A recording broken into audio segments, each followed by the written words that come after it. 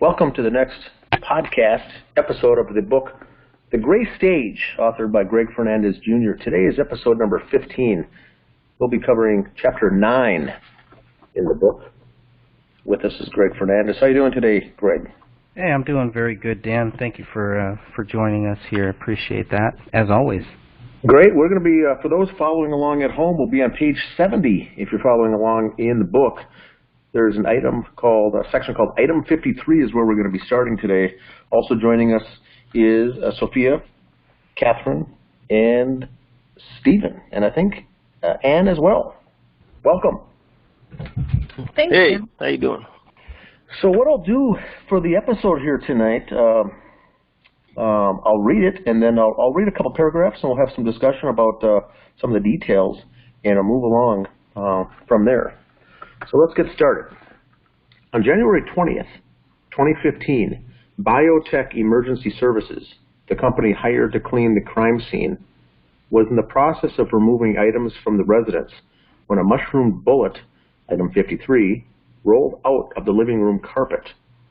This spent cartridge had some white material on the surface, weighed 169.54 grams, and was found with an expanded nose. Quote, I was contacted by the cleanup team while they were in process, Detective Sean McKnight wrote in his report about item 53. They stated that they had located a bullet that had been rolled up in the carpet. The bullet had rolled out under the hardwood floor that had already been cleaned, end quote. A lot of information there. Where should we start, Greg? Well, I think, the main thing is when this bullet was found. The bullet was found on January 20th, which is, if the police didn't leave until January 18th, that's 2 days later. We could say 3 days. Whatever it is, that's a big deal that I think gets kind of overlooked. And I think as we go on here, as we look at some of these documents too, we're going to see that it's kind of item 53. And even me, when I first looked at this stuff, I didn't really pay that much focus to item 53. It was other people in our group. Thank God for all these other people in our group who were looking at these documents and pointed out some of these strange things that we're going to see about item 53. But the fact that it rolled out of the living room carpet, it's fascinating. It's baffling. I don't understand how that's even possible. So does anybody have any idea, shed any light on how a bullet, a magic bullet, one of two magic bullets, how does the bullet not get found when the police leave, when the investigators leave, when the BCA team leaves, the sheriff's office, all these people that are in this house, and nobody sees this bullet that rolls out of a carpet, of the living room carpet, where the bodies were taken out. So if I could start off there, Greg, for the newer listeners out there, the bodies were found January 17th, and they were there. They conducted the investigation, cleaned everything up on the 18th. 19th, the cleaning crew was already in there, and now this is the 20th. This is day 2 of the cleaning service. And by rolling out, I think what happened is that they rolled up the carpet to clean underneath it. The living room in the Crowley family doesn't have carpet on the floor or attached to the floor. It's just a hardwood floor, but there's an area rug, and I think this is what they're referring to here is the area rug when they refer to the carpet. So the cleaners, I think, rolled up the rug to get it out of the way so they can mop up the floor, and that's when it came out. That's my impression. Is that what you think as well, Greg? Yeah, that's okay. The way that I read it, at least, given them, looking at their documents. And maybe Stephen would know what would be the white material found on the surface, and then it depends on it weighing 169 grams.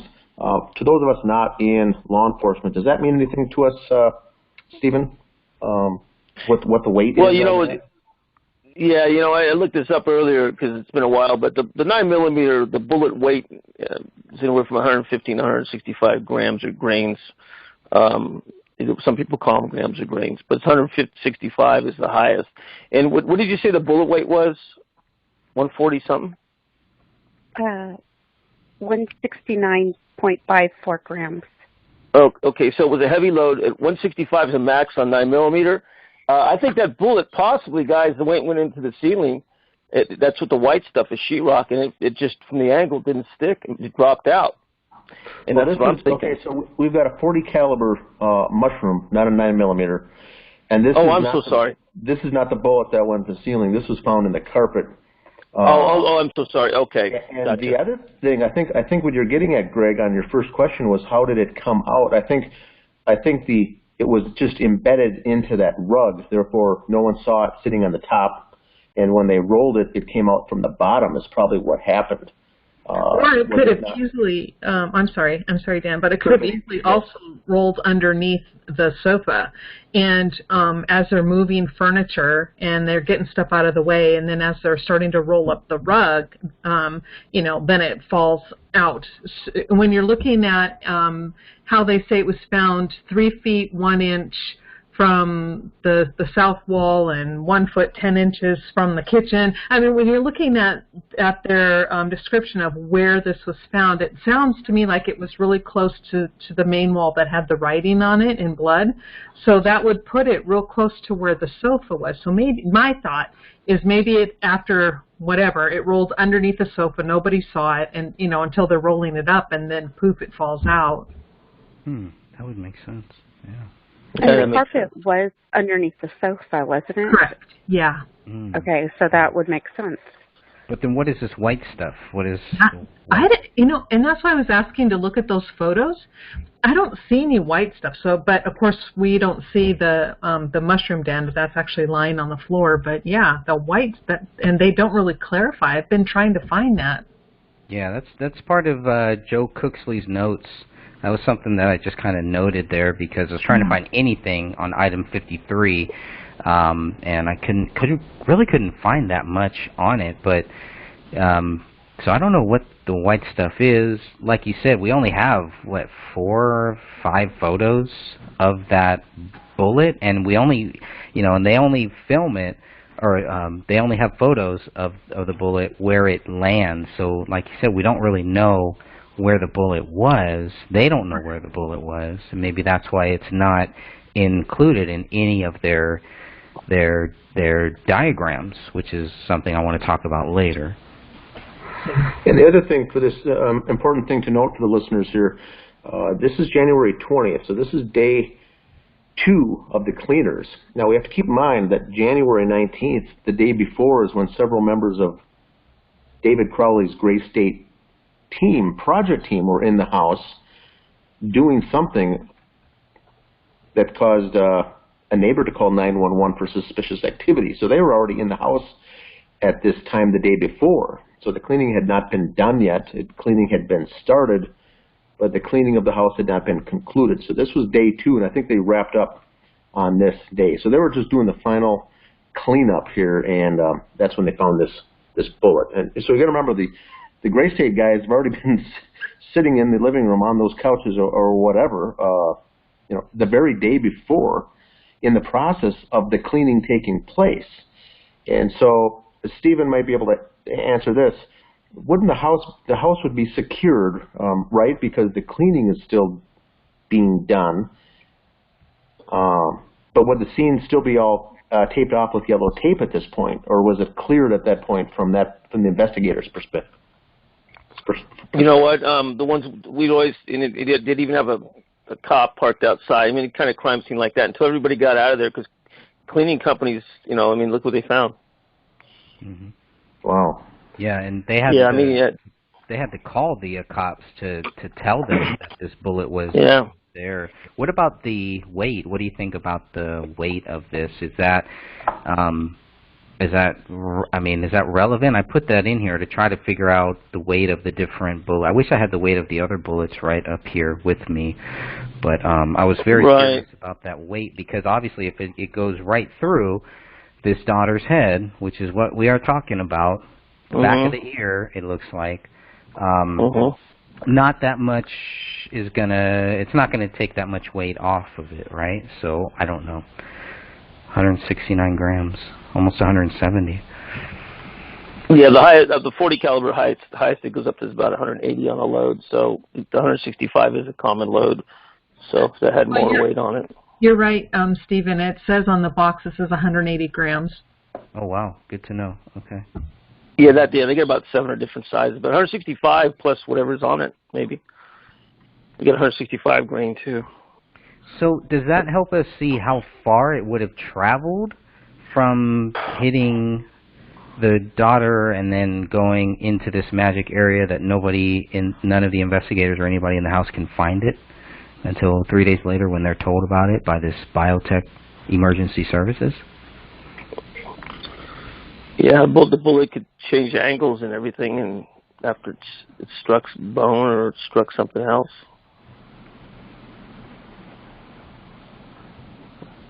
And it couldn't have traveled too far, right? Because that living room, Dan might know this because Dan's been in the actual living room here. It couldn't have gone that far. Trying to understand maybe the distance of where the daughter would have to have been shot, close range, and maybe Catherine or Sophia or Anne kind of know more about that because they've looked extensively over and over at the autopsies and about the suit and the stippling and all that stuff. Maybe there's some interesting stuff there.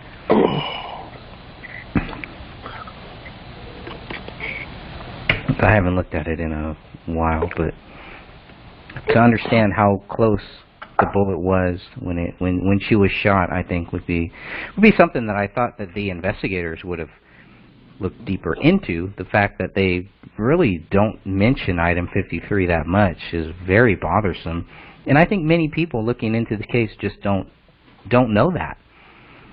They really don't know that. And looking at the documents, I can see why.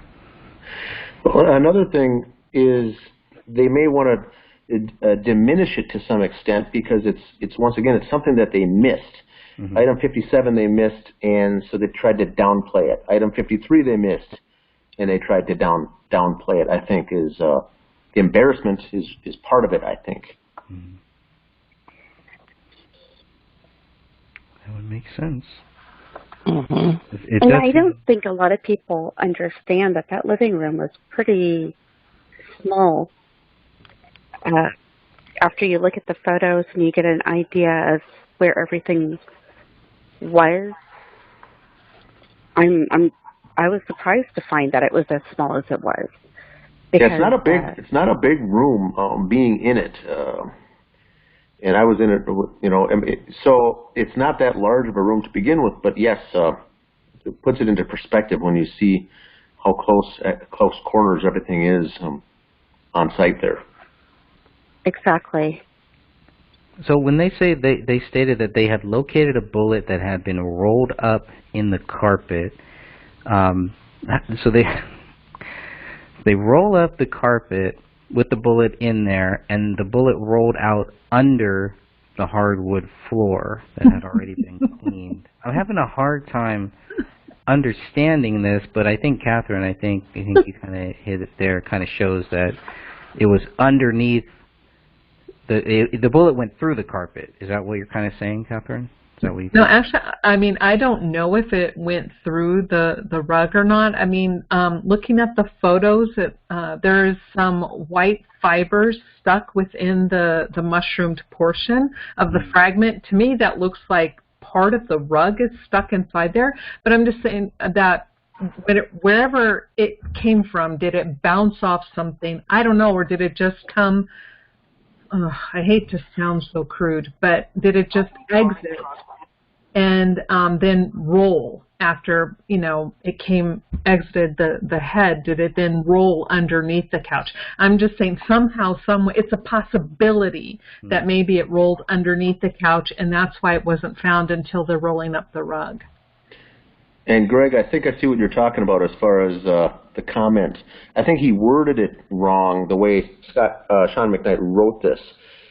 You're getting stuck on, I think, Greg, where it says the bullet rolled out under the hardwood floor. Right. Well, right. It obviously didn't roll under the hardwood floor. It rolled out under the carpet and bounced around and landed on top of the hardwood floor. But the way Sean McKnight has it worded is that he actually does say it went under the hardwood floor. So that's obviously an error, is what I'm guessing is how he meant it. Yeah. He didn't mean to write it like that. Yeah, I think he kind of meant under the rug. The way that I really read it is under the rug, but yeah, I mean, obviously it didn't go under the hardwood floor. So. But they had it. It sounds to me like they rolled up that area rug first to clean the hardwood floor, and then while they were unrolling it, perhaps, or moving around that rolled up carpet already, it came out. That's how I understood it. Okay. Yeah. While they were moving it, once it's rolled up, and while they're moving it out of the house, then it rolls up, which is also kind of weird when you look at where. And I will add in the video version, I'll add some of the few photos that we do have. But when you look at where it landed, it pretty much landed on the same wall where the blood writing was. So that's also another curious thing. By this time, the couch is obviously moved.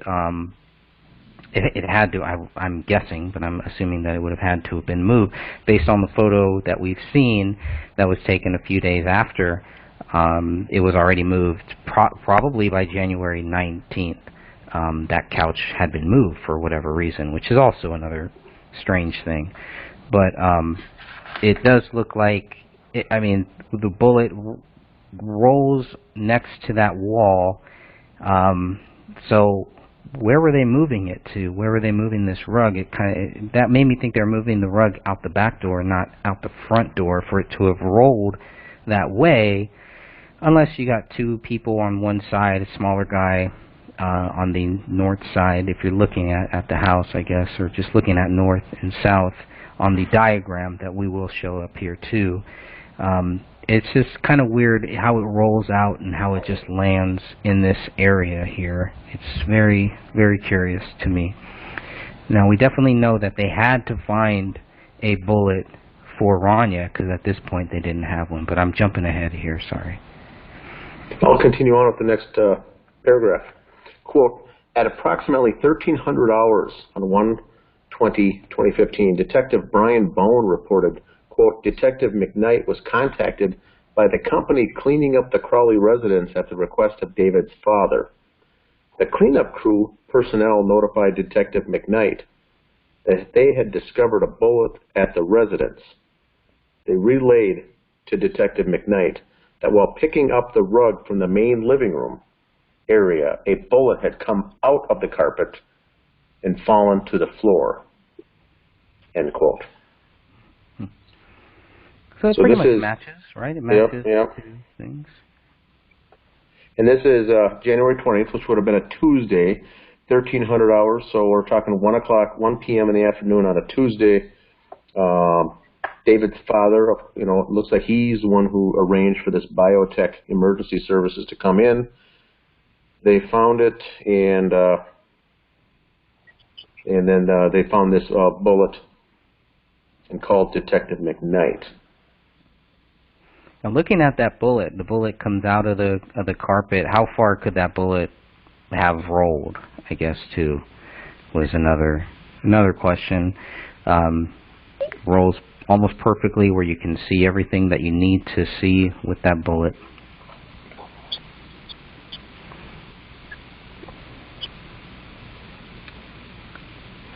All right, I'll continue on. Detective Bone photographed the bullet when he and Detective McKnight entered the house.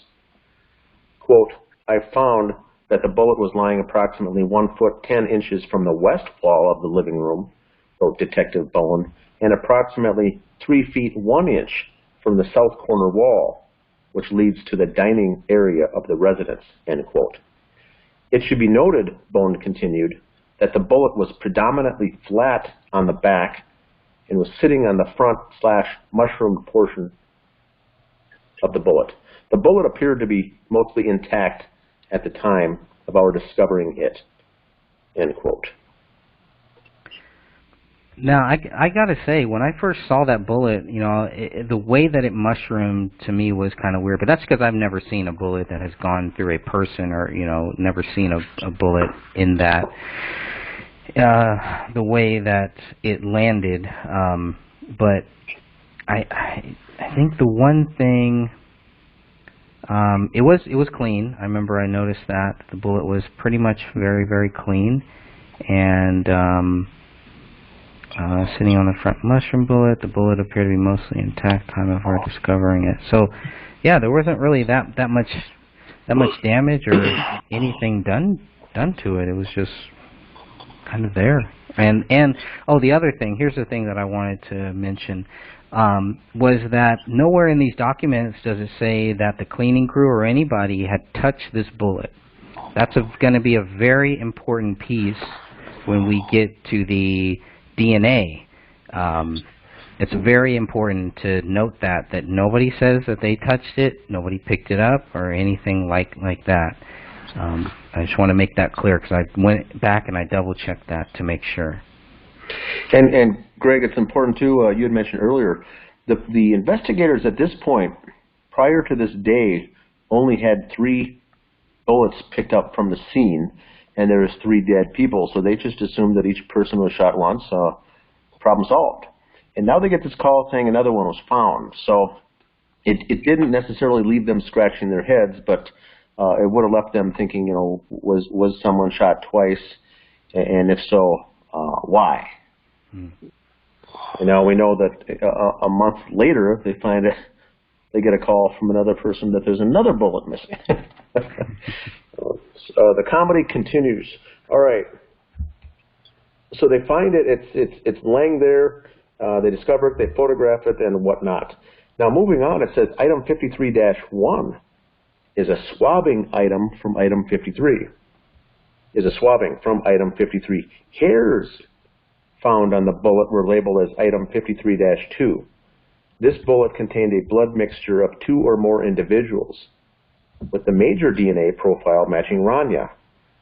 Interestingly, David and Komel were excluded from being contributors to the newly found bullet. Based on those results, authorities should have been looking for a second DNA profile.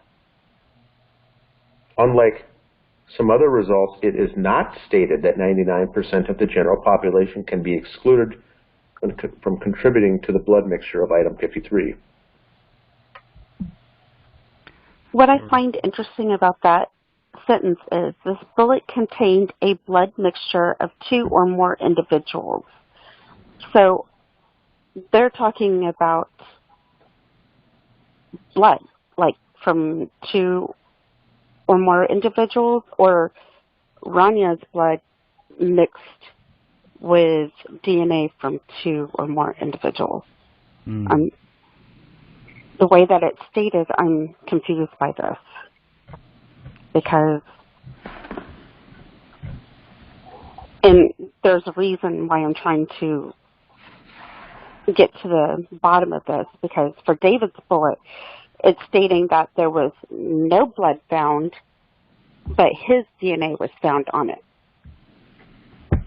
And some are saying that it was his blood. On item 53? On item 57. Oh. This is why I'm trying to get the clarification for item 53 first. Okay. So that when we get to item 57, we can determine whether or not that was from skin cells, or if saliva or whatever, or if it was legit blood.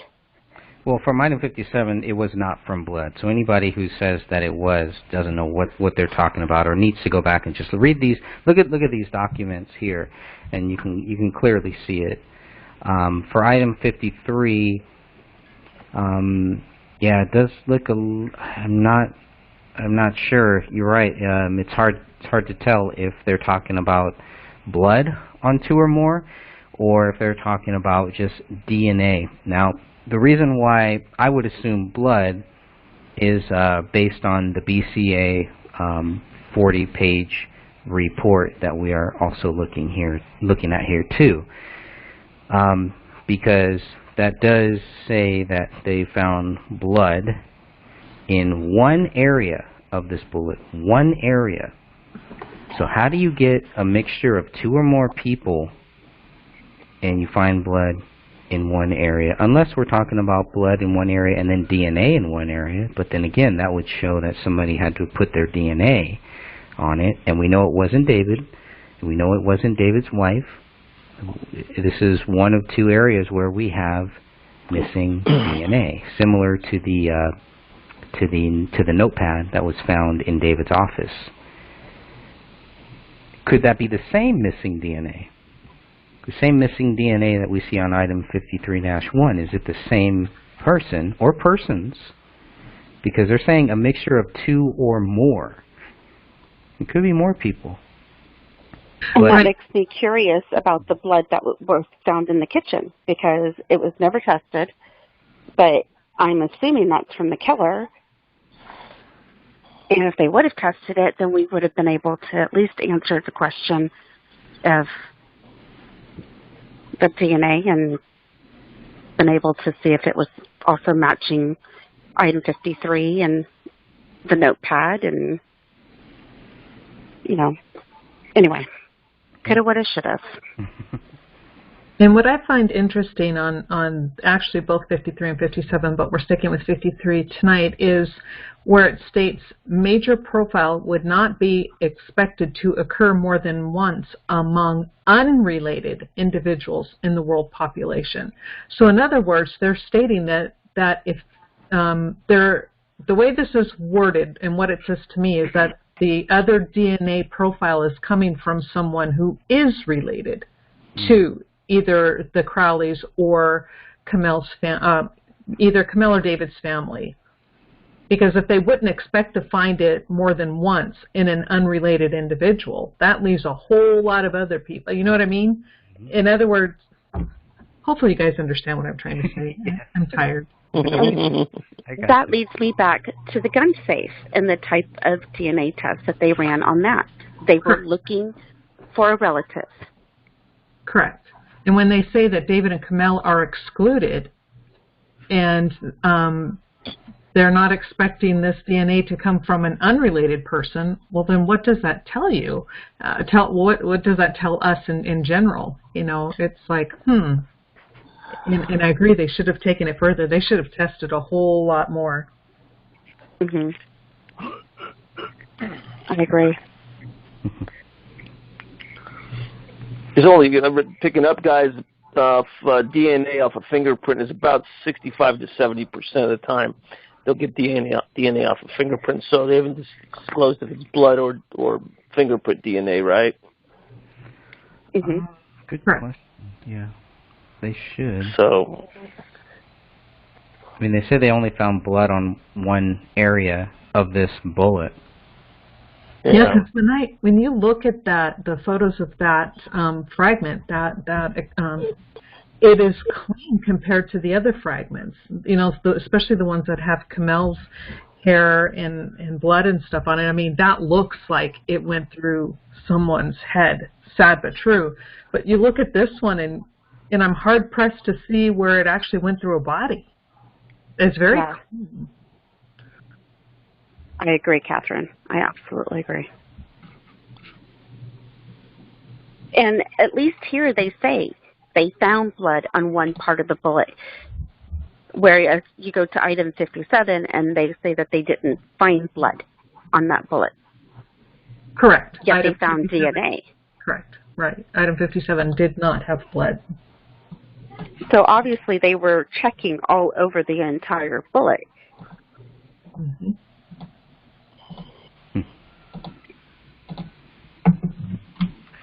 Pretty interesting stuff there. I don't know what to think about that. And I think a lot of people... Can you guys hear me? Yeah, we can hear you. Can you hear us? Hello, William. I think he's having trouble hearing us, but I'll let him know that we can hear you. So, William, it's your technical difficulties. Can you hear us, William?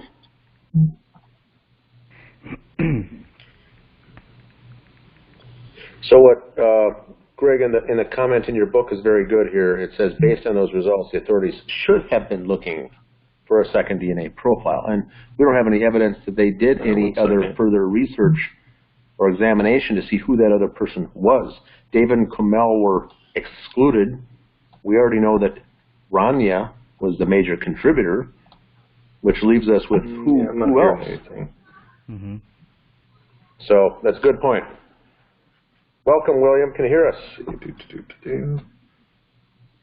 think he's working out he's got some gremlins over there trying to stop him from joining us. That's what happened. We've got one paragraph left. Should I wrap that one up, Greg? Yeah, sure. Final paragraph is, since authorities did not discover this spent round on their own, we will never know where item 53 landed after allegedly killing Raniya Crowley. What we know for sure is that item 53 rolled out of the living room carpet on January 20th, 2015. What we still need to know is the source of this missing DNA profile or profiles associated with this bullet. Now, I would think that just this here would warrant a new investigation or to continue the investigation. Do we need to present to them, to the AVPD, do we need to present to them some of the other, do we need to find the DNA source for them? I mean, shouldn't they be looking for this DNA source? Why did they not? It's not like there's just one. There's obviously two here. Who is, at this point, at February 15th, 2015, who is in charge of this investigation?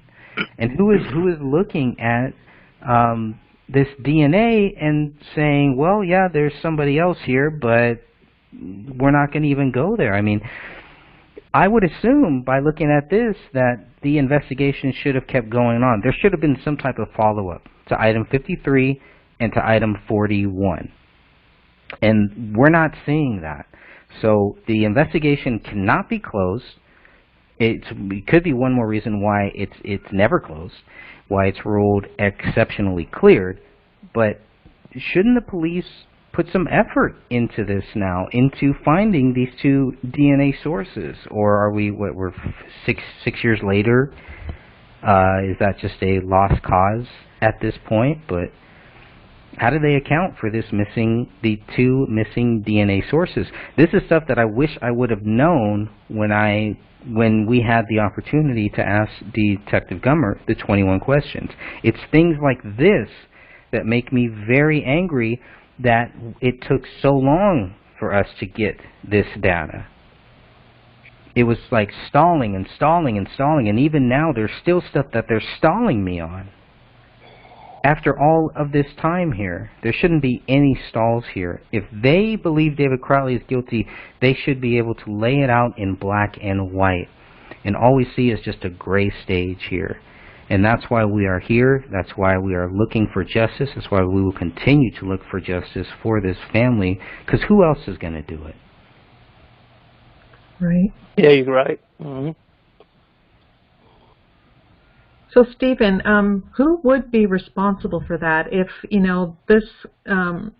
these results show up to the detectives? Would it be the responsibility of the detectives to say, okay, we need to start looking in a different direction, or is it the lab's responsibility? Do you know?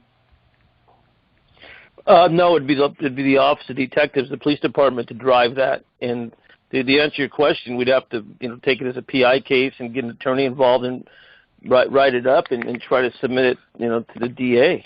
It's about the only route, and see if they reopen the case. But it's up to the cops to push any kind of evidence. Okay. Yeah. No, this is Dan. If this was, once again, if we put it in terms of a court case, this missing bullet that was just found wouldn't be admissible in this case at all anyway. So would they even be interested in pursuing it at all from a legal perspective? Because they can't do anything with it, as is item 57. Both of those would be inadmissible in a court case. Why? Well, are you sure about that? I mean, other evidence, it can be revisited. you know. But since they were both found and not, the house had been entered by other people.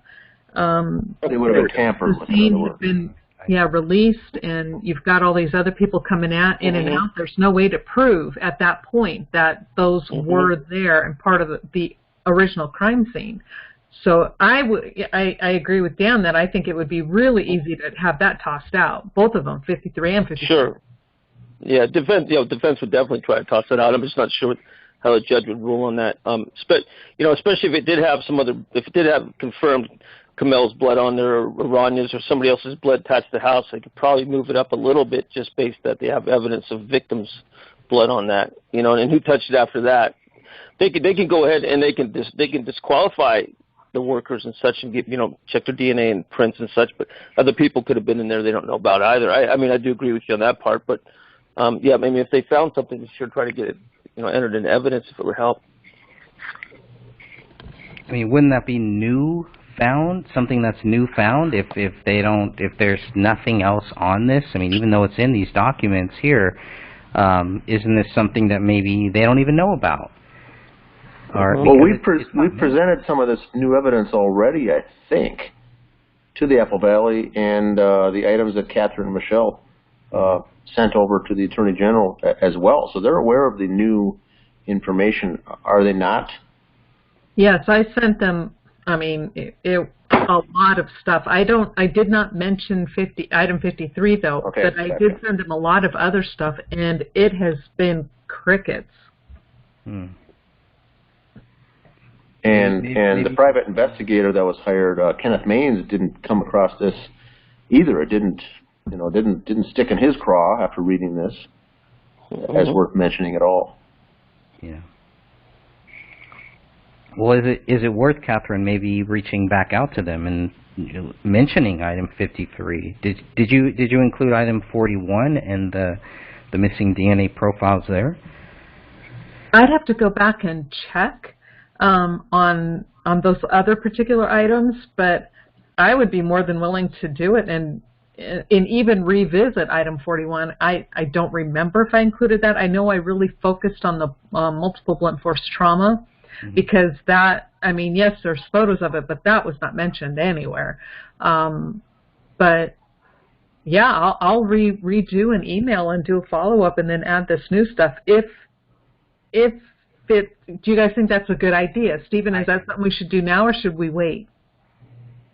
I don't know. Maybe we should Monday morning quarterback this before we before we get any doors maybe shut up or show our hand. Maybe we just basically write a report up and try to get an attorney involved. And I suggest that to help get us more documents and records.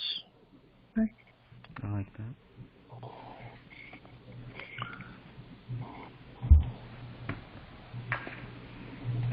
I like that. Well, I've got some notes here because I was going over the BCA 40-page document here that I've got pulled up and just trying to find little things, anything that I could find on item 53.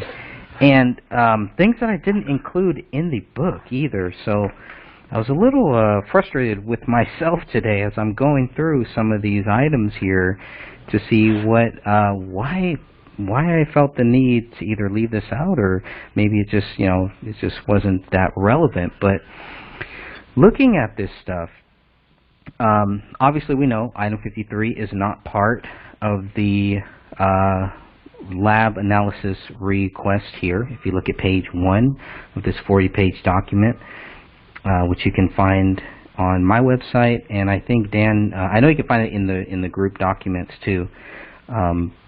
And you may be able to find it on uglytruth.info, Dan Hinnan's website too. But you can see this ends at item 48. So page 4 of 4. These are 4 pages. These are all of the items that are going to be looked at by the Minnesota BCA. Speaking of that, does the Minnesota BCA have any authority to investigate, period, or are they just simply data collecting, documenting, saying, hey, this is what we found and that's it? I mean, is there would they be of any help to try to get the case reopened, or is that kind of a lost cause? I think it could be, but that's the group that's got the inconsistencies with the metadata on the photographs. Mm-hmm. So they're going to be hesitant on doing anything, I think. I see. Well, the first 4 pages, this is signed off by Joe Cooksley on 1/18/2015. A big thing to note here, I'm going to go back up to page 1, actually. The estimated due date. If you look at the estimated due date, these are some interesting dates that we do have here. So there's not much time. They're giving it a couple months for most of these things here, but there's not much time for them to find these extra bullets. And because once they figure out, let's say that they didn't have item 53 or item 57, they would only have bullets tied to David's wife. That's it. So it's really odd that all of a sudden, a few days later, they find a magic bullet rolls out of this carpet. 1 month later, they find a magic bullet in this attic. They needed to find those. Whether they were just, whatever the case is, I'm glad that they did find them. And I'm glad that they actually documented them. But in this 40-page document that we're looking at here, it's really brushed over, especially item 53. I would even argue item 53 is mentioned less than item 57, and we're going to go through some of that here too. So the first one, only 48 items. That's all that they had when they left that crime scene. Then they have this other analysis request form that is not dated. This is 3 pages long here, filled out by Detective Bone. And they found other items. When they says, is this a new case, they put no, which is accurate because it's not. This is where they find item 53. The only thing they're going to test for is the nuclear DNA. Scrolling down just a little bit here, known DNA samples. I want to talk about the known DNA samples because they put yes and they put no.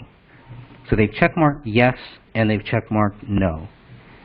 And we're going to see later on that they have DNA samples for all 3 people. Maybe it's a typo. Possibly. That's the only logical thing that I can make sense of. But in the comments here, and again, this is not dated. So you wouldn't really know that they're talking about item 53. You wouldn't know that they're talking about item 57. Based on the order of these documents in these 40 pages, I can only guess that they're talking about item 53. So this is a possible murder-suicide. I am submitting a found bullet from the scene after the BCA crime scene team left this scene. Test for DNA if possible. Questions, call me. And that's from Brian Bone. That is to Joe Cooksley. Very short, very brief. I mean, there's just really not much here. So, is Joe Cooksley out of the loop here too? He says, okay, test for any DNA. Doesn't say what date that they found it. This document here is not dated. This 3-page document is not dated. Then we go down to page 8 here. And this is where the nuclear DNA tests are going to be done here. This shows everything that they have tested as of 2/3/2015. Obviously, item 57 is not going to be included on this. But whereas there were 48 items previously, this is a 4-page document, now we're getting into items, there are 53 items. Item 50, 51, and 52 are known DNA or are known blood samples from David, Komel, and from Raniya. Where did these DNA samples come from? Are these DNA samples from the bodies at the crime scene? They are. They took them when they did the autopsy. They took known blood. They took blood samples. From the crime From scene. the bodies during the autopsy. I got you. Okay. Because, I mean, why weren't those included in the first 48? In the first document, the first 48 because they hadn't completed, they hadn't done the autopsies yet. Gotcha. So they were still working on that. Mhm. And once they got that, they just happened to also get item 53 at that same time, around that same time.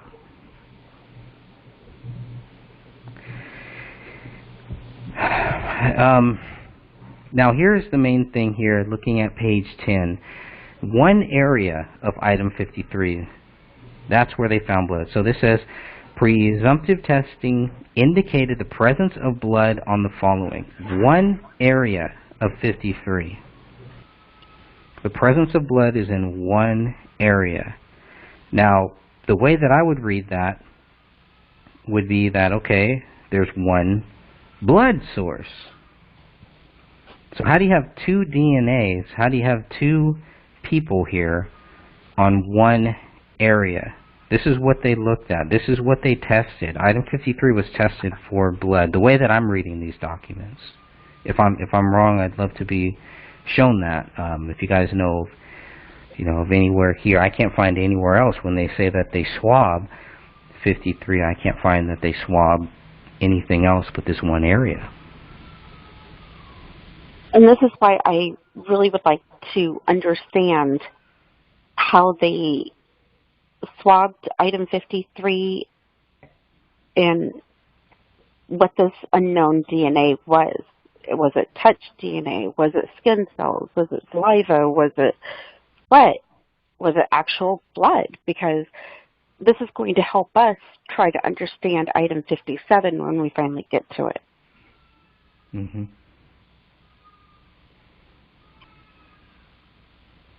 Okay. Well, what I find interesting about that part in the report right there where it says that they found blood on one spot. Now, if you have a projectile going through a skull, it should be all over, not just in one area. And again, that fragment looks really clean.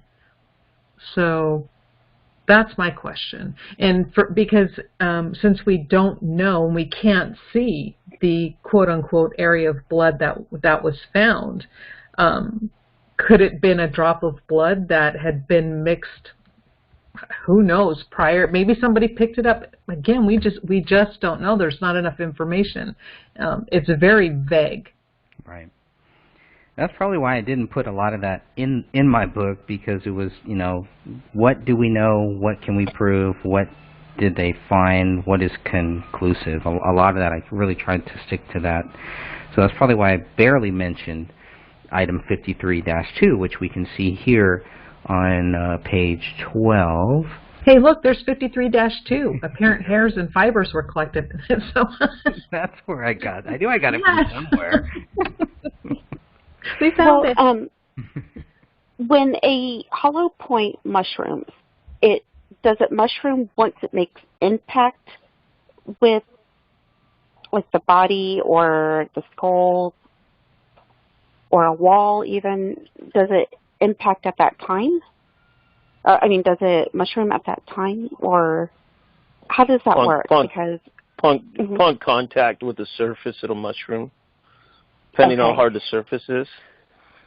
So if it went through Raniya's skull, then it should have mushroomed by the time it exited? Correct. So it should be covered in her DNA, the entire bullet, correct? And they only found blood in one spot. Yep, that's my point. So it should have had tissue. It should have had hair. Yep. Yeah. A lot of hair. It didn't. Nope. Brain matter, everything. Yep. Oh. So does that help us maybe see close range, far range?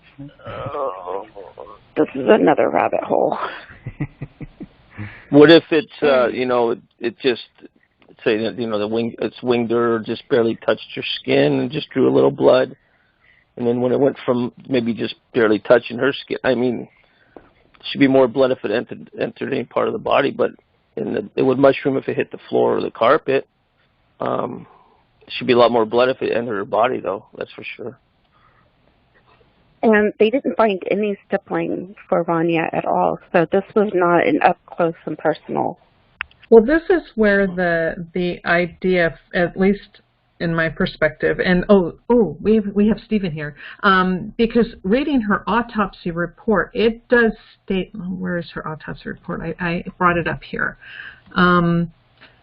It states the wound is surrounded by an approximately 0.5 centimeter wide faint circular impression. No evidence of soot, stippling, or unburned gunpowder particles is on the skin or bones surrounding the wound. Now, could that have been a silencer, or what? I mean, we know it's surrounding the entrance wound, the circular faint impression, but they don't find stippling or soot. Could that have been caused by a silencer? You're still going to get powder out of the barrel. Okay. Even with a silencer. So it still has to exit following the bullet. So. Okay, so do you have powder? Yeah, go ahead. No, I'm sorry. I was going to say, do you have any idea what that faint circular impression could have been? Yeah, they may have put the barrel against her head. Okay. But there should be stippling, correct? If they pressed it right against her head, maybe not. Because I'm talking right against the skin, all that stippling is just going to go inside. It wouldn't be tattooing or stippling on the outside. And if her hair was down along that area too, the hair would have absorbed some of the stippling, I believe. Not all of it, maybe a little bit. But the round circular, if it's fairly consistent and accurate, would be the barrel of the weapon, possibly. Okay. Oh, that's horrible. Yeah. Thank you for explaining that, because we've been wondering about this for a long time. Yeah, no problem. Yeah, so we know they have, they still have that blood. They've retained the sample of David, Komel, and Raniya in their entirety. So that's good. What else did I have here? I had a few other notes. See if I have any more. Let's end this off here. Let's see, I have page 14. So page 14. So finally, here on page 14, this is where you can see they have now included item 54, 55, 56, and 57. So this is everything here. What I find disturbing here is if we scroll down to the circumstances, we're looking at page 14 of page 40 of the BCA lab analysis results here. In the circumstances, they are sure to mention item 57 that they found on 2-18-2015, no mention of item 53. Nothing. They go down here to the date and time processed. Again, they mention 1/17/2015 to 1/18/2015. They give you the exact times of the processing. Nothing on item 53. They skip down to item 57, 2/18/2015. They give you the times of those dates. Item 53 is completely out of this so far. That bothers me too. Why? If they're going to mention item 57, why don't they mention item 53 here? Yeah. That's a big problem. That's a good point. It's a big problem that we have here. I don't understand that. I really don't. They're very careful to mention a lot of other things, to mention every person that's looking at this, etc., etc. it just seems like some of these documents were filled out and then they were added on. So where we see in the circumstances, it just looks like from where it says on 2018-2015, that was added later from the date/time process from 1745 hours to 1945 hours on 2/18/2015. It looks like that was added later. Why didn't they add? They had time to add that. Why didn't they add anything about item 53? I don't understand that. I don't understand that reasoning. Even looking at page 15, they have the location, the items. There's no item 53 here. It's mentioned later on, yes, but it's not here. I don't understand this. I don't understand. It just makes me think that item 53, maybe I always thought item 57 was the smoking gun. Maybe item 53 is more of the I think that they gun. actually both are, Yeah. in my opinion. Maybe we should make this part of the conference call. Yeah, I think so. These two. I think so. Which I do hope to get that set up here pretty soon too.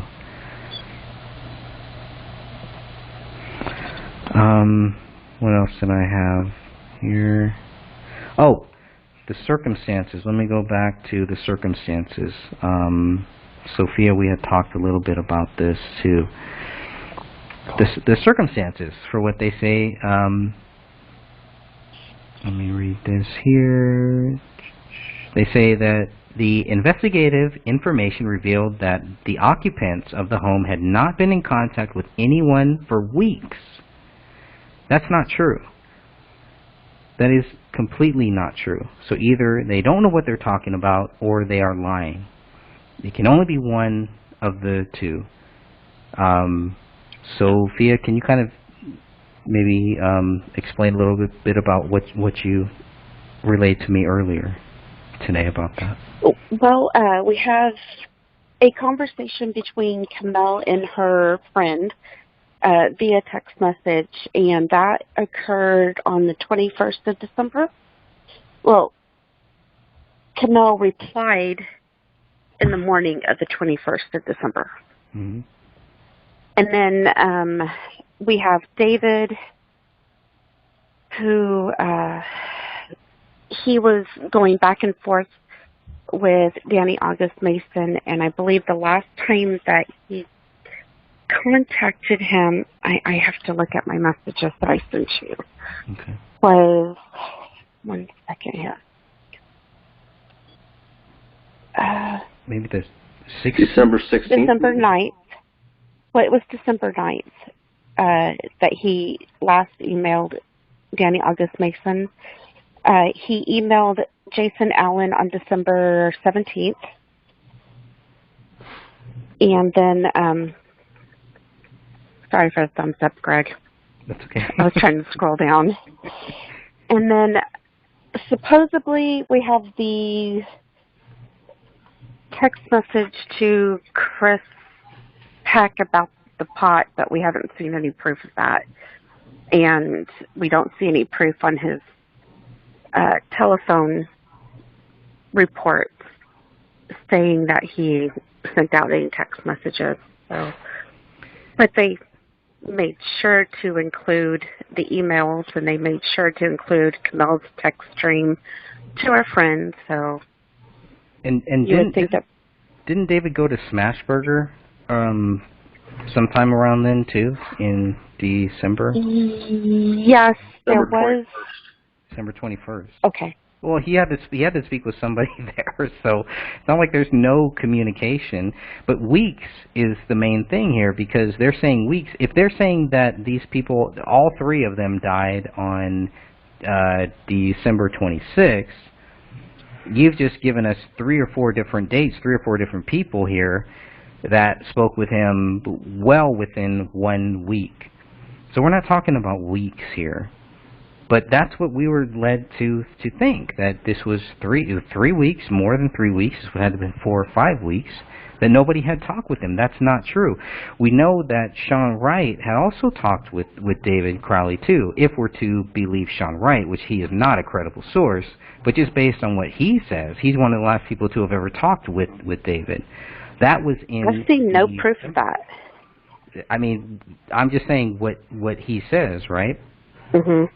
So if he was one of the last people to talk with David, and Hendricks also said, you know, because I questioned him about that too, and he said Sean was one of the last people to talk with them, that was around December 16th, somewhere around that area, right, Dan? Do you remember any verification on that? Or did Sean Wright? I know he said he was David's the Rolodex, personal Rolodex, whatever the hell that means. But I mean, if he's talking to David there on the 16th, obviously that's not weeks. You know, that's I mean, that's 10 days. So. It's just, you know, and you have David, they pick up their daughter on the 19th. So this communication, no one has been in communication with them. It's just one little sentence, but it's, you know, where are they getting this stuff from? Why are they writing things like this? It's very frustrating. And I took it to mean something completely different. Oh gosh, sometimes I swear I'm an alien. When it says that they haven't been in contact with anyone for weeks and that a dog was active within the house, I took that and I understood that to mean that weeks from the time that the bodies were found. But see, to me, that means weeks being 2. So that means that somewhere around January 1st, somebody had to have had contact with them, which means that they weren't dead at Christmas time. So that's where my brain went with it. Oh, I see. Well, they say because there was no activity past December 26th, they think that that's the date that everybody was dead. Oh, right. And that's where I think we as a group can state that the lack of consistency within their time frame is like appalling, because for me the key part of that sentence isn't just the weeks, but that the dog was active within the house. Oh no, wait, it says that the dog was active in the house upon arrival. So you're correct. So I could have obviously just read that wrong, but for me it still states that either they're saying that they're inadvertently stating that there was contact somewhere around the 1st of January with this family, or they're saying that there was no contact with that family, like how you understood it, weeks before the 21st. So right. What is it? It's a month and a half. You know, there's a huge month and a half time frame that they are leaving it completely wide open to anyone's interpretation. There's nothing is concise, nothing is explained. Yeah, this investigative information says, you know, that they didn't make contact with anybody weeks. I definitely took that to mean December 26th, giving them the benefit of the doubt. I kind of even think maybe that it's possible that they were dead well before that date too. But let's just say that it's December 26th. Everybody's dead. Obviously, if it's in January, that makes sense for that they haven't been in contact with anybody for weeks because they were dead for a couple weeks between that time. But if we go by their logic, by what they're saying, by the December 2026, we know that that David's wife was in contact with somebody on December 21st. That's days. That's not weeks. And then we got the other people that they were also in contact with too. Now I have to remember too, by this point, they don't have. I'll have to go back and make sure they don't have the phone records. that show that they had their call. There hadn't been any calls made until what was it, November? Sophia, is that right? David's last For call? David, it was after Thanksgiving in November. Right. So that's a whole other issue there. So it's not like it's a big deal for me, because obviously they're not calling people. He's online chatting, he's online doing things, he's sending messages to people online, he's meeting with people, he's picking up his daughter, he's going to Smashburger, he's doing things. Okay. We actually don't know that David was the one who went to Smashburger. Somebody could have taken his card. Komel could have even used his card. True. We're just assuming that it was David who went to Smashburger. Somebody went to Smashburger with their card, definitely. Correct. Someone his card was charged on December 21st for $30-some of purchases at Smashburger in Apple Valley. Mm-hmm. We don't know who physically went there and got what. Dan, have you ever eaten at Smashburger? No. Okay, I'm just trying to figure out, would $20 be for two people? Or one?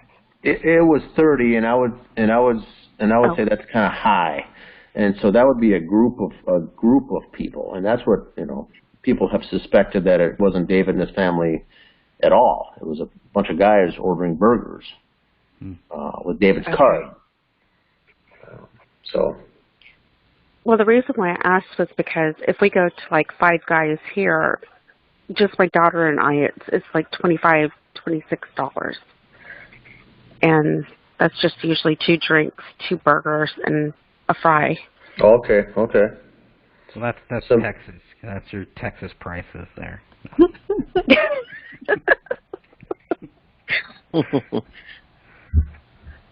So that's why I was kind of wondering if it was one person eating, or are they pretty affordable? I was just trying to see if it was how many people would have gone to eat there. I'm guessing that was a meal for two to three people. Okay, then that makes sense. Now, so we're looking at the 21st for last known activity. Okay. Besides David's little note saying 6 days until the 1st or something. The meme note. Was that 6 days till Christmas? Or was that 6 days till New Year? I forget. Yeah, I know. To the New Year. To the New Year, okay. Which looks like it was a 5 changed to 6, by the way. So, it's pretty interesting, too. That might line up with their timeline. And I believe the last phone call that Komel or David, because it could have been either, made was to Wells Fargo, and that was to, this is my guess, my best guess, transfer money over for the house payment to be made, because that was the one thing that bounced. The house payment bounced? It did in December, and then money was transferred over and it went through. That's interesting. No other bounces that we know of. No. Usually David was really good about transferring money over, and that month, I guess it was forgotten, because both he and Komel made their own transfers to that account from their other accounts. That's weird. And I'm assuming that Komel made the call because it was her phone and the money supposedly came from her account.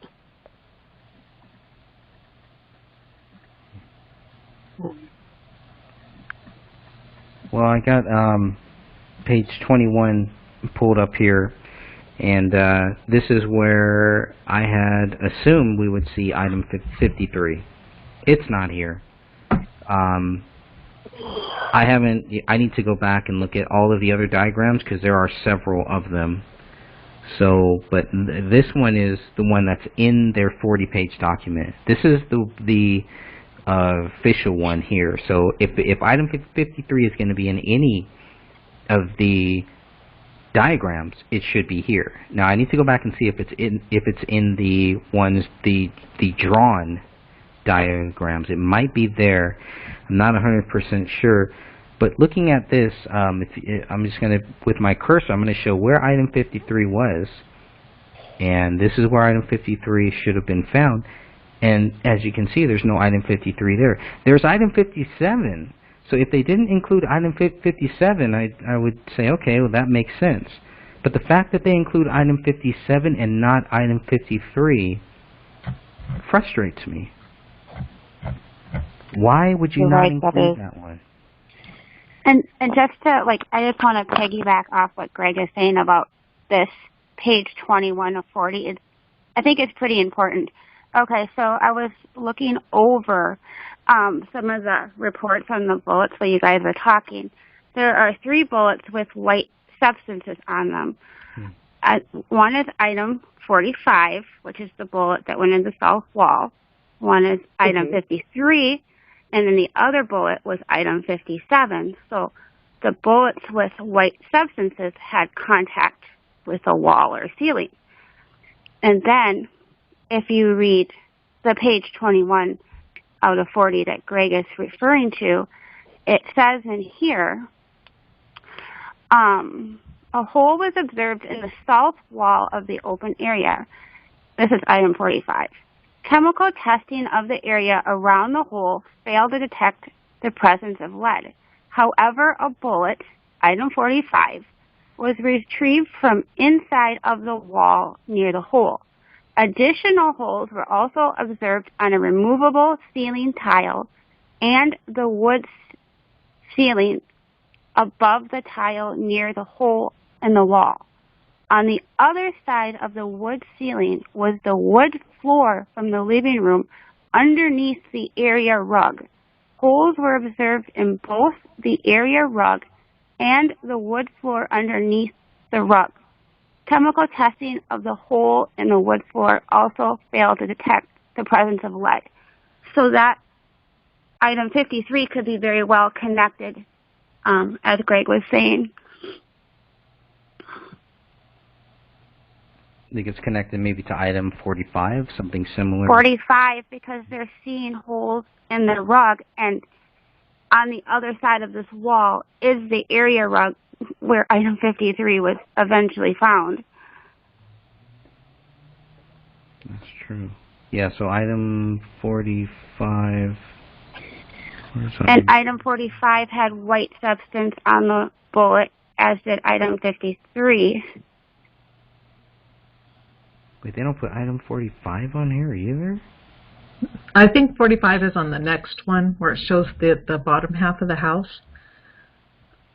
But, you know, to me it would always make sense because it looked like they shot into the floor through it, you know, so they're aiming the gun toward the floor, and of course we've got that rug, so it goes through the rug, it then goes through the floor, which then goes through the acoustic tile, which then enters into the wall. So if, you know, that trajectory makes sense. So since it ends up in the wall, it's going to have the white powdery substance on it. At 57, it supposedly goes through the ceiling. Well, it does. It goes through the ceiling, so that makes sense. White powdery substance.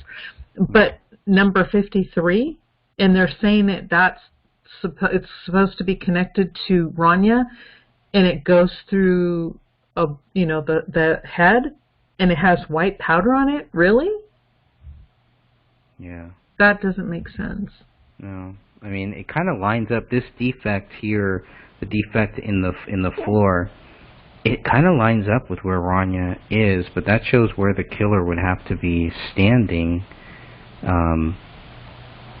I don't know. That's interesting. Well, and since they didn't do either a rod test or a laser test or string or thing, we have no idea really the trajectory. All we know is that they're saying there's a hole through the rug, which then matches up with the hole in the floor, which then leads you to this other path. And well, I'm so frustrated with them. I know, me too. I mean, I'm sure everybody listening to this is, and we just, we're just trying to figure out what really happened here. That's the most important thing. But Stephen, I mean, wouldn't you think that the police would, once they know that there is item 53, wouldn't they want to get more of the details to say, okay, this person was standing here, this person was standing there, find out more about where exactly these people were when when the bullet rolled out of this rug, to kind of help them understand something to where they would know, to get some type of area of see where item 53 was really found on this rug. We don't have any documentation. We don't have any police reports saying that, okay, I spoke with both of the guys who lifted up that rug. This guy was standing here. The second guy was standing there. They watched it roll out, and it rolled out here. Everything's just very vague when it comes to item 53.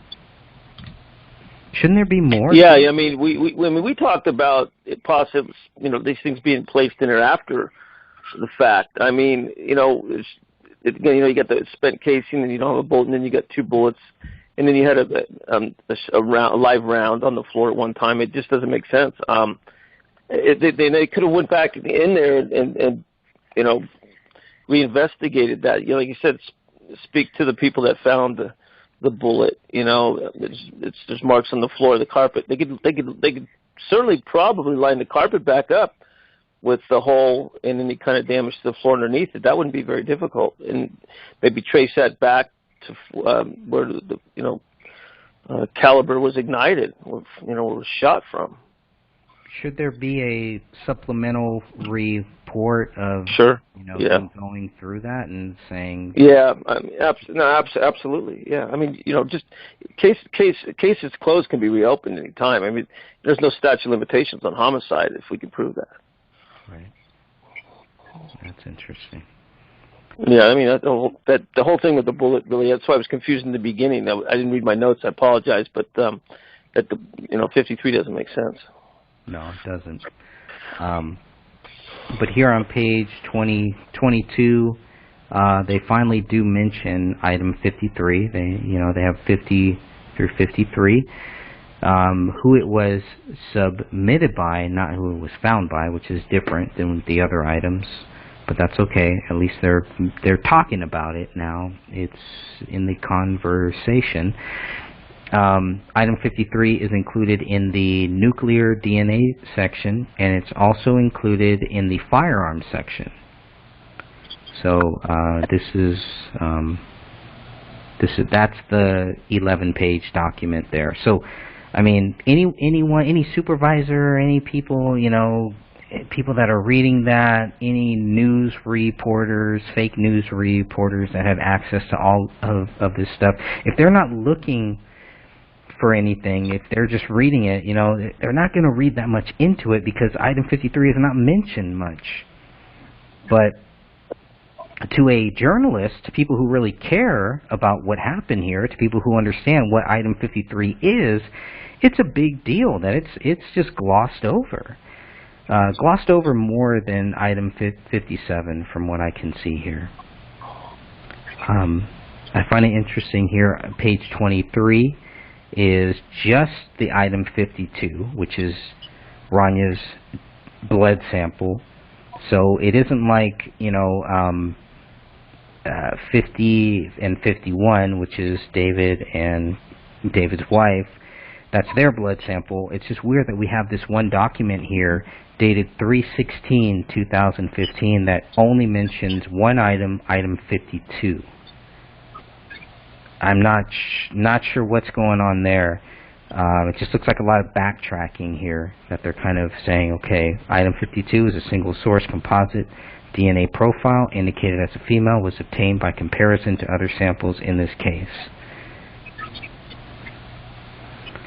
So when we say, when I ask where did Raniya's DNA come from, the reason why I don't believe it came from her autopsy is because they never confirmed Raniya's autopsy. They never confirmed that that was her body. It's circumstantial. So that's a big deal. Now, maybe I got that wrong, and if I got that wrong, I hope somebody will help me understand, because I want to get it right. You know, whatever the truth is, I want to make sure that I get it right.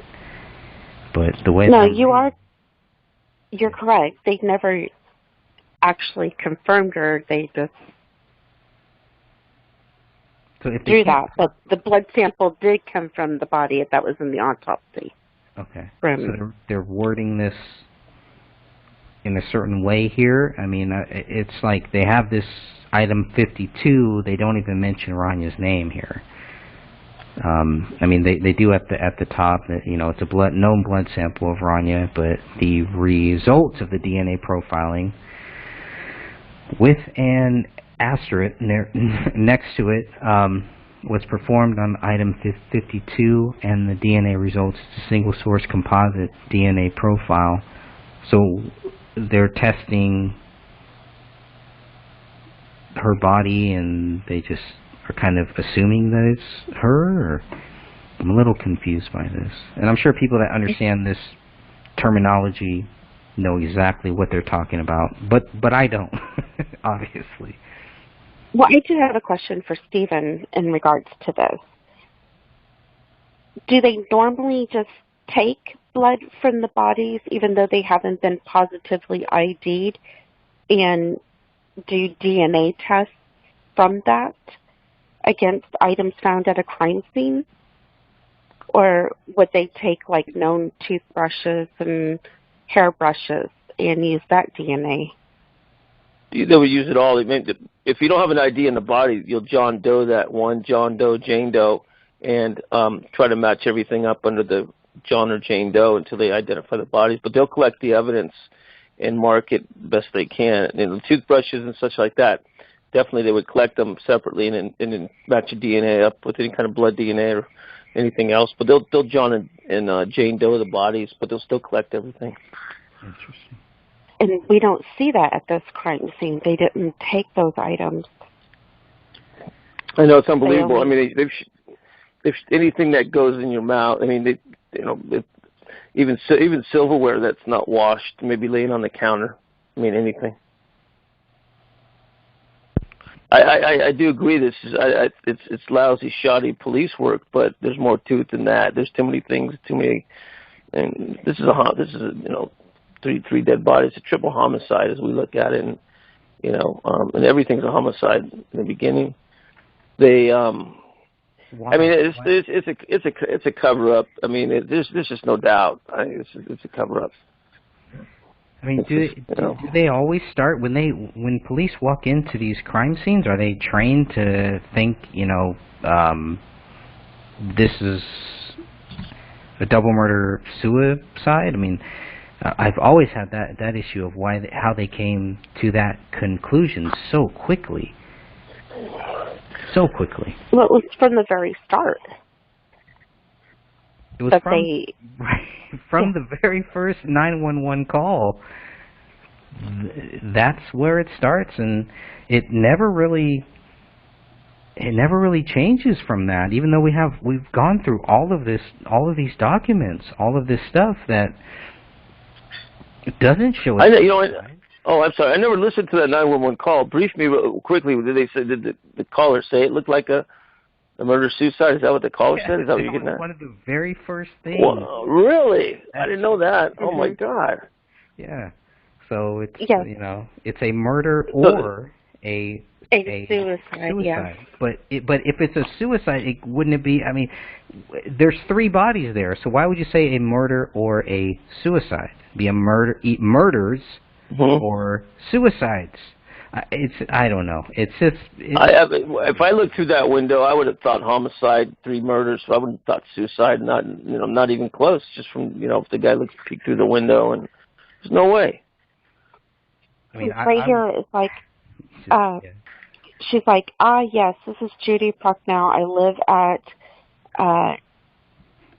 Ramsdale Drive. I'm leaving out her address. The 911 operator says yes, and Judy then told the dispatch, I think there has been a murder or suicide next door. Wow. That's jumping early. It's pretty early. Yeah, it's real, especially for someone who isn't trained or anything. I mean, even myself, as a former officer, if I peeked through the window, I wouldn't have thought suicide. I mean, there's just 3 bodies. To me, it looks like I'd call it murder until proven otherwise. Yeah, and that's just some neighbor. But what do the police find? What do they find to say? Oh yeah, this looks like a murder or a suicide, a murder and a suicide. There's nothing there. We've gone. Well, go ahead. The police department was familiar, or at least officers were familiar with David prior to this? Yes, they had been called. Yes. Yeah. Right. Were they aware that he was doing the deep state stuff or anything else? I mean, they had friendly talks with David. From what I hear, some of the cops, because back in September of 2014, David had a garage sale, and he was selling some military stuff, movie prop stuff, basically. Right. And so one of the neighbors called the cops, and so the cops showed up, and I guess some of the cops actually ended up buying some of those props. So, there was nothing bad there. There was a neighbor, a young kid, and maybe Ann or Dan or Sophia or Catherine know more about this. It's a video that we don't talk that much about, but we probably should. There was a young kid who talked about David and said that he did not think that David had committed this crime, and Judy Prochnow called him autistic and was basically putting this kid down. And it's just really weird stuff like that. The actions of so many people, who claim to be David's friends or David's neighbors and stuff like that. It's just really odd the way that they acted. But even if we discount all of that, go ahead. Well, it's also how they're still acting. Is because if you're on Reddit or Instagram or anything and you talk about this case, boom, she pops up and she tries to control the narrative immediately. It is the freakiest stuff ever, and that's why we try not to say her name, because it's like a moth to a flame. Wow. Yeah. And then it goes from her trying to control the situation to then attacking. Yeah, which she has no facts to back any of this stuff up, is not looking at any of the stuff, will not debate any of these factual documents, the actual document. I don't know if she's even read them. She only spoke with David once, twice, maybe. She even admits that she didn't even know him. Yeah, no, she doesn't know anything. She's almost, the only relevance, from my view, the only relevance she has to this case is this call, the 911 call, and the fact that the Gray State goons have taken advantage of her, talked bad about her, and pretty much have tricked her into whatever she thinks is really going on. But she's one of the people that thinks that there was a pact theory, that David and his wife had this pact to kill themselves and to kill their daughter. At the same time, she'll say that the official theory is right. You can't have it both ways. The official theory states that this was a double murder suicide. If there was a pact, that is a double suicide and a murder. So even that logic, that's why people should not even take her seriously. And the crazy thing is, she sits there and spouts all this crazy stuff about David, and then she had allowed her grandchildren to play over there.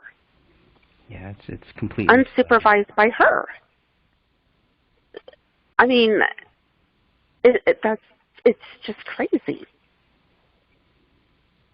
If he was somebody who was so unstable and stuff like that, why are you letting your grandchildren play over there?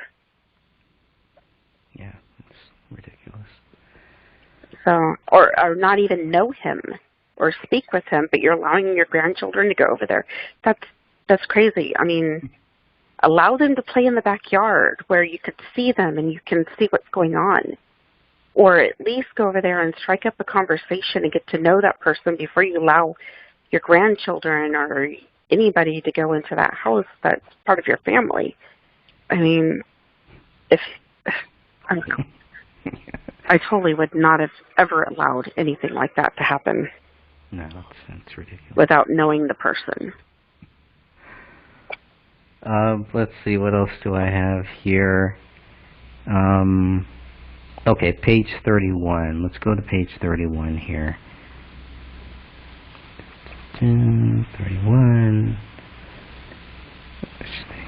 Okay, so 31. These are the results of the firearm. Because I was trying to see, okay, they say David's gun fired item 53. So let's see what they have.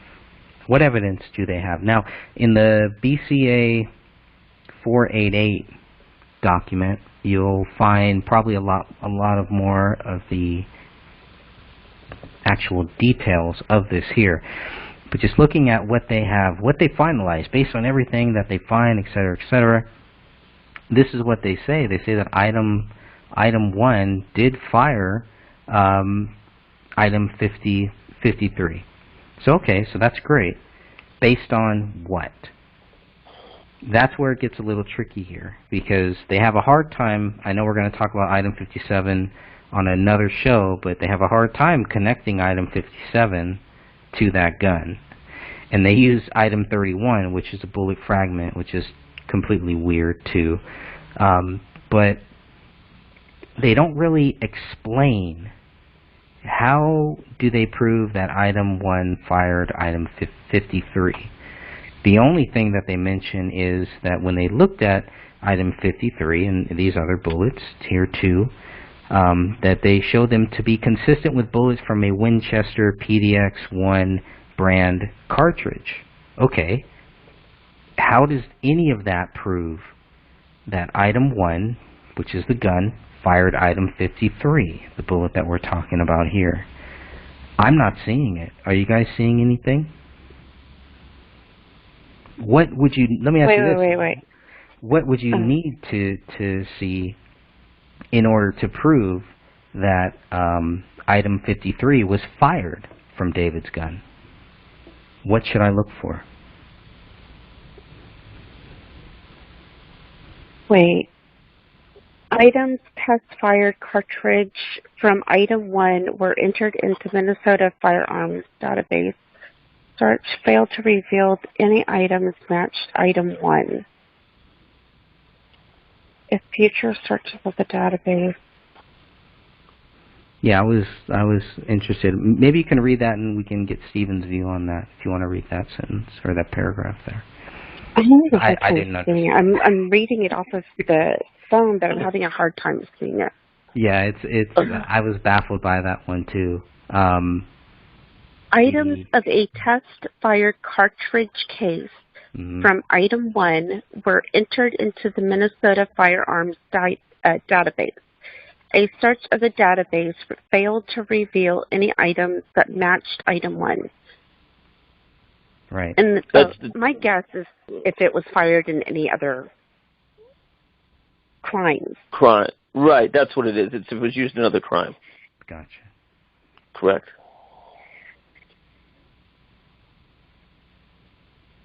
And then it says at the very top, item 1, Springfield Armory X D40, yada, yada, yada. Fired items 2, 3, 9, 30, 36, and 37, parentheses 6, 40 caliber cartridges, and items 42, 43, 44, 45, 53, and 57, 6 bullets. Based on what? Yeah, they were matching the cartridges and the bullets that were found at the scene.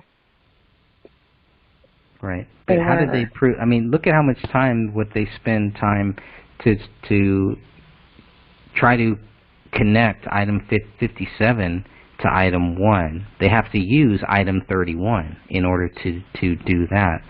So what do they use to connect item 1 to item 42, 43, 44, 45, and 43, and 53? It's not here. Is it in the large BCA report, the information of how they matched these bullets up? That would have to be, yeah, in the BCA 488. They would have those images would have to be there to show, okay, well, we matched this because if you shoot a gun if you shoot a bullet out of this gun, these markings should be there. So that's what we should look for then, I guess. That second to last paragraph where it said images of a test-fired cartridge, I'm guessing that they took this test-fired cartridge and matched the rifling marks against all the ones that were up in this first paragraph. But if they did that, they wouldn't need that. They wouldn't need item 31 to match item 57. That's a whole other issue. I know that's a whole other thing. Just trying to stick to item 53. So what we should find, and we'll go through the later on, we'll go through the BCA 488, and maybe we'll come back at a separate time and try to figure out, okay, well, this is how they were able to take these test bullets, the cartridges that were fired, the bullets that were fired from item 1, and we should find evidence that they matched it to 42, 43, 44, 45, and 53. So those images should be in the BCA 488 document. So I'll make sure, I'm going to make a note here to try to go through those.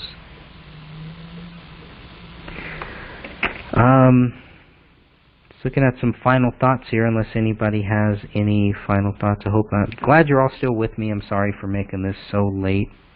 I do apologize for that. But I'd like to get some final thoughts from everybody just regarding item 53. I don't think I have anything else from my notes. I think I've covered pretty much everything I wanted to with item 53. Well, I'd like to say is that it's shoddy police work. The crime scene was messy. I think it was above their pay grade. If it's a straight shot with investigation, they should have stayed in it. I mean, they should have looked hard. I mean, there's so many things they didn't do. It just wasn't thorough.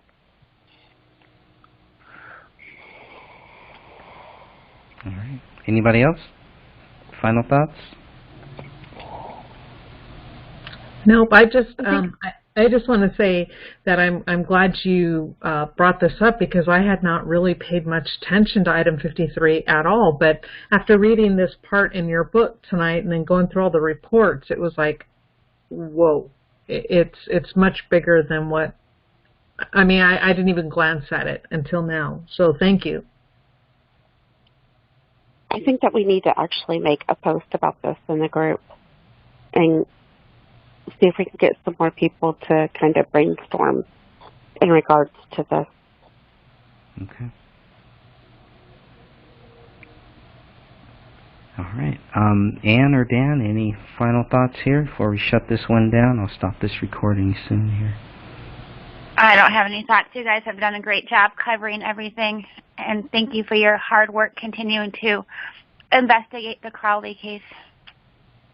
Thank you, my friend. Was William ever able to join us? No, he was not able to, but I do hope to get him on our next podcast, which we will be covering. We'll be staying on this chapter. and we'll be talking more. That chapter kind of jumps around, so in our next show, we will be focusing more on item 57, how we even get to know that there was an item 57, and then we'll talk more about all of the strange things with item 57. So I do look forward to that one. That'll be a fun show. We might have to break that up into a couple shows. I think so. I mean, I thought we would go maybe about 45 minutes, 50 minutes on this, and I think we're about at the 2-hour mark. So, oh, good Lord! I'll go ahead and stop this recording here now. But I want to thank everybody for joining us, and don't forget, on the 1st of every month, we will have a new podcast. So, thank you all. Hey, thank you, Greg.